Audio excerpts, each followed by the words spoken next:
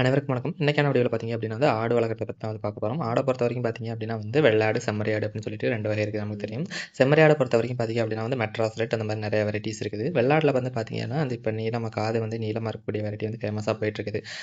ஒரு ஆடு பார்த்தீங்க அப்படின்னா லாக்ஸ் கணக்கில் போயிட்டு இருக்குது. ஆடுகள் நார்மலாக ஒரு வருஷத்துக்கு வந்து 2 குட்டிகளையும் ஆடுகளை வளர்க்குறதுக்கு 2 முறை. ஒன்று நம்ம டேரெக்டாக மேய்ச்சலுக்கு அனுப்புறது, இன்னொன்று முறை பார்த்தீங்க அப்படின்னா ஷெட்டில் வச்சு வளர்க்குறது ஃபாலோ பண்ணுறாங்க. ஷெட்டில் வச்சு வளர்க்குறது பார்த்தீங்க அப்படின்னா 3 to 6 மந்த்ஸ்க்குள்ளே வெயிட் கெயின் பண்ணி அதை அப்படியே ஸ்லாட்டர் ஹவுஸ், அதாவது கறிக்கு அனுப்புறது தான் பிளான். மேய்ச்சல் நிலத்தில் இருக்கிறவங்க பார்த்தீங்க அப்படின்னா குட்டிகளை மட்டும் சேல் பண்ணிக்கிறாங்க. ஒரு குட்டி பார்த்தீங்க அப்படின்னா 5000 to 6000 வரைக்கும் போகுது.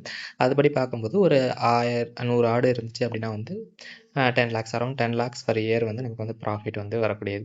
ஆடுகளுக்கு பார்த்தீங்க அப்படின்னா ஃபுட் அண்ட் மவுத் டிசீஸ், அங்கங்கே சின்ன சின்ன டிசீஸ் வரக்கூடியது. அதுக்கெலாம் நம்ம வேக்சின் போட்டு ப்ராப்பராக மெடிசன் கொடுத்து கவனிச்சிக்கலாம். பெருசாக அவ்வளோவா ஒன்றும் பிரச்சனைகள் வர்றதில்லை.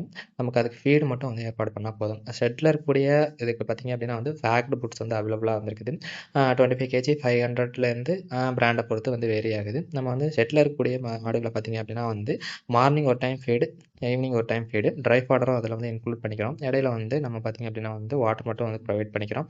இதில் ஒரே ப்ராசஸ் என்ன அப்படின்னா ஷெட்டில் இருக்கக்கூடியதுக்கு வெயிட் கெயின் பண்ணுறது மட்டும்தான் ஒரே ப்ராசஸாக போயிட்டுருக்குது.